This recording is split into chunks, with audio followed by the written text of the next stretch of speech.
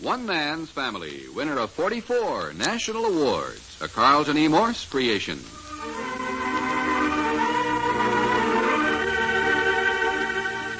One Man's Family, now in its 26th year, is dedicated to the mothers and fathers of the younger generation and to their bewildering offspring.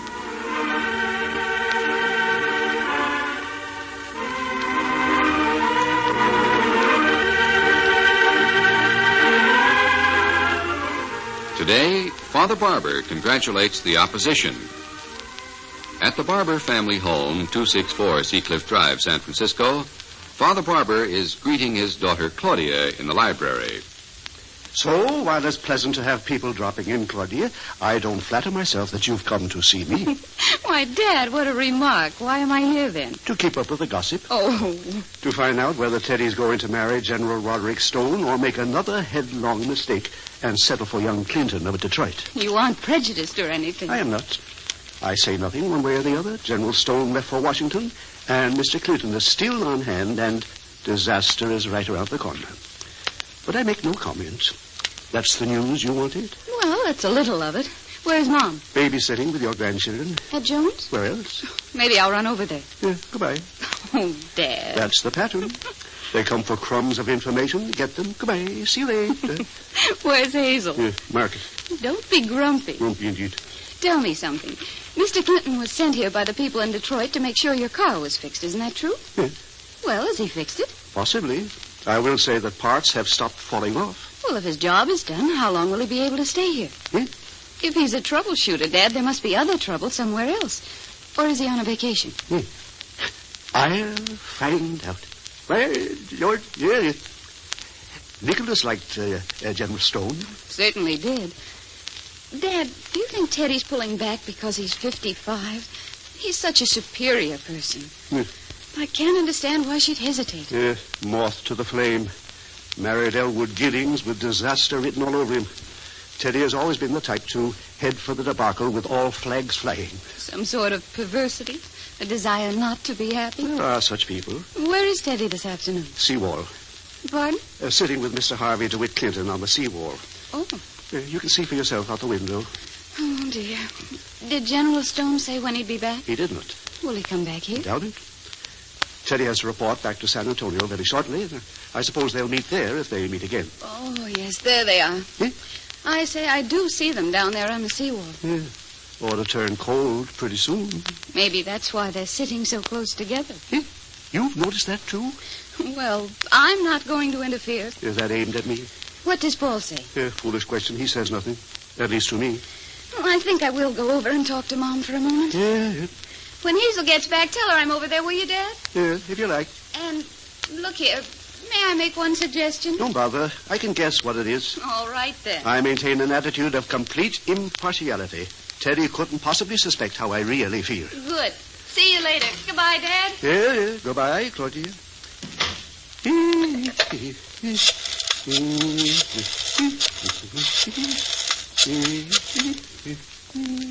Western Union? This is Henry Barbour. Straight wire, please. Charge to Seacliff 43373. Yes, to General Manager Kermit Saiger. Yes, Dreamboat Division, Consolidated Colossal Motor Car Company. Detroit, Michigan. Dear sir, may I thank you sincerely for sending your upstanding young troubleshooter, Mr. Harvey DeWitt Clinton, to supervise repairs to my car. Mr. Clinton has completed his work in exemplary fashion, and the car now runs as advertised. I hope I haven't taken up too much of his valuable time. Gratefully yours, Henry Barbour. Thank you. Here, send it at once.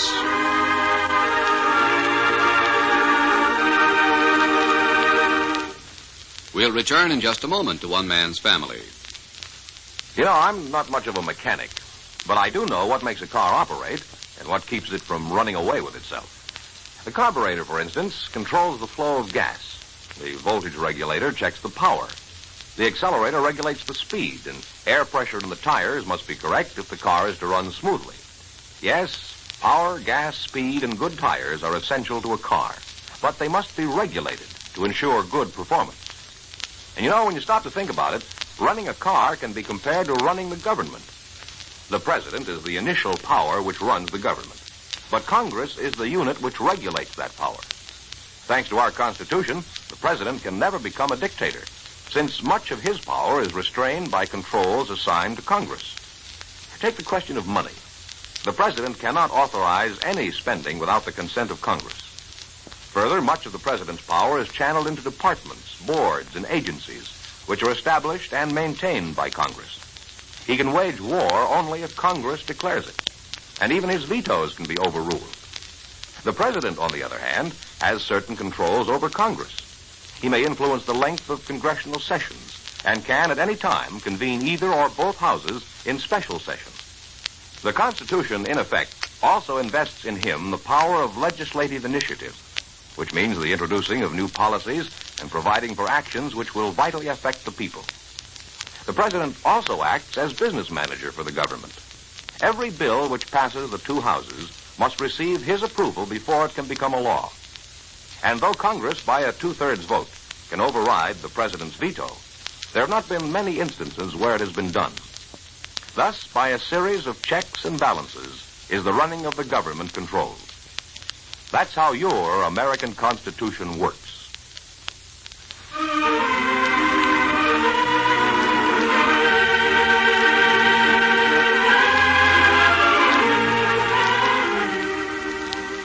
It's an hour later. Teddy, having watched Harvey DeWitt Clinton drive away, now picks up the evening paper from the front lawn and comes into the house. Father Barbour, paper's here. Thank you, Teddy. Well, alone? What happened to Mr. Clinton? Oh, he thought he should get back to the hotel to check his messages. Yeah, splendid young man, Teddy. Wow. Well, that's a surprise. I thought you didn't like him. What made you think that? Well, it seems so obvious that you prefer General Stone. I'm not getting married. None of my affair. I wish you'd say something agreeable to Harvey, then, next time he's here. Hmm? Well, he says up to now you've only grunted at him. He doesn't even know if you're pleased about the car. Really? You don't realize, but you can frighten people sometimes. Nonsense. How could I frighten an ex-paratrooper? Frighten indeed. Loose use of language. Well, he wants your good opinion. Why? Well, naturally, he wants all my people to like him. You're going to marry him, are you, Teddy? I haven't given him my answer yet. Hello, I'm home. Hazel, Claudia was here. Your mother is still babysitting at Joan's house, and Claudia said to tell you she's gone over there and wants to talk to you before she goes home. You are to telephone or drop in. I'm right here, Father. You don't need to shout. Oh. Hi there, Teddy. Must have got cold on the seawall. Hi, Hazel. It did a little. Where's Harvey? I had to go. Oh, I bought an extra steak. We hoped he'd stay to dinner. Well, how sweet of you. I'll give him time to get to the hotel and call him and invite him. Yes, I'm going to get my slippers on. Excuse me, please. Oh, Hazel, don't go. I want to ask you something. All right, Teddy.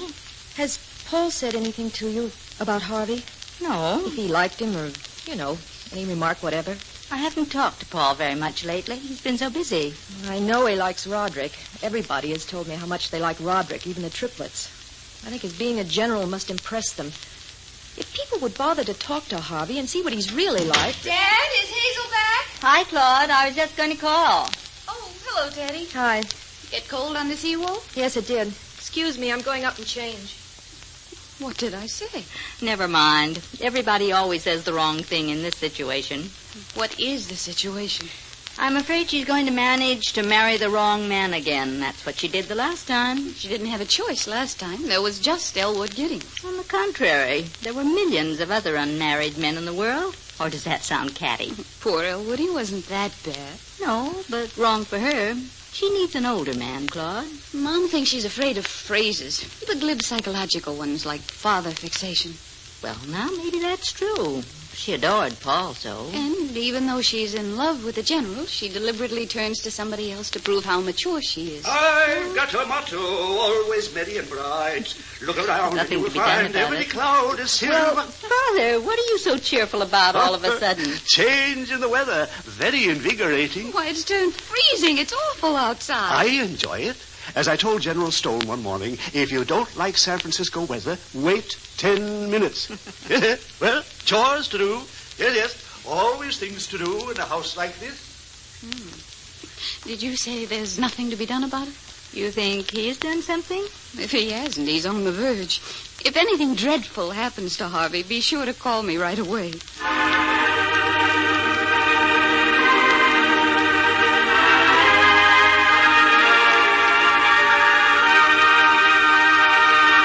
More of the Barbours in just a moment. For shoplifting, the sentence of the court shall be 1 ear sliced off and 20 lashes with a cat o' nine tails, to be laid on in the public square at high noon. Now, that sentence was never carried, because we don't punish shoplifting in that extravagant manner. But in San Francisco in 1848 and early 1849, before the founding of real law and order in the gold caps, many a man lost an ear or both ears for lifting a partner's poke of pay dirt. But when the basic laws of the United States came in, when California was admitted into the Union, the 7th Amendment to the Constitution came in with it. This 7th Amendment reads in part, "Nor shall there be cruel and unusual punishments inflicted." And so with order came the reign of the Bill of Rights. 10 amendments that will stand tall in the minds of men for all time. The lash, the spiked interior of the Iron Maiden, the bone-breaking wheel, the red-hot poker, and the carving knife. These are no longer the punishment of criminals in the United States. But always remember, it didn't just happen that way. Far-sighted men, humane men, our first Congress made it that way, showed the way with our Bill of Rights and the 8th Amendment. It is one of our freedoms.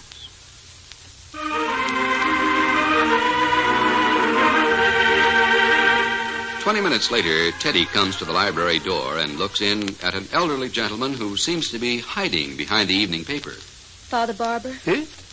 Oh, yes, Teddy. Harvey can't come to dinner. Oh. He's been called back to the office, Detroit. Oh.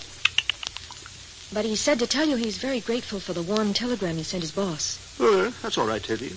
Harvey did a good job. He deserved a kind word. I suppose I should thank you, too. You're welcome. Nothing at all. Happy to do it. Excuse me. Hazel, Mother Barbour, terrible news. Harvey's flying back to Detroit at 6:30 tonight.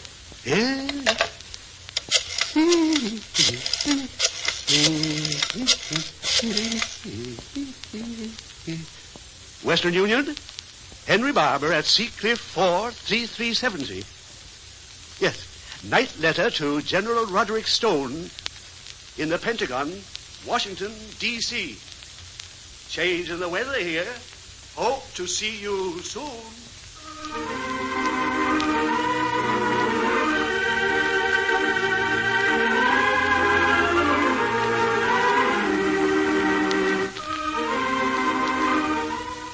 One Man's Family, which comes to you Monday through Friday, is written by Harlan Ware and directed by Carlton E. Morse.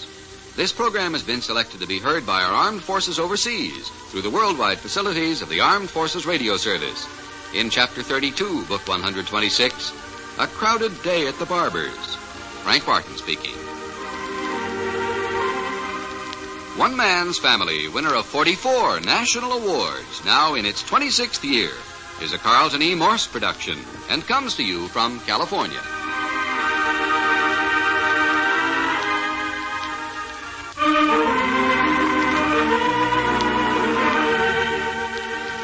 This is the United States Armed Forces Radio and Television Service.